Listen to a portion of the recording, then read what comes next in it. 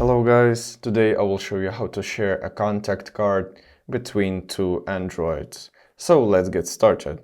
So the first step, open the Contacts app on your Android device. Find the contact you want to share and tap on it. And find this small icon Share and select vCard file. Then tap Done and here find Bluetooth. Then in the Bluetooth settings, find the device you want to share the contact to and select it from the list. And as you can see, it appeared on this device. Then tap Accept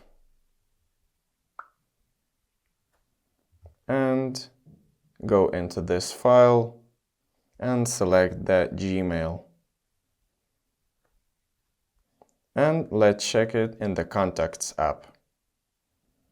So as we can see, it has appeared on the other device successfully. So now you know how to transfer contacts easily using Bluetooth on Android. So if you found this video helpful, leave a like and subscribe for more tips. Thank you for watching.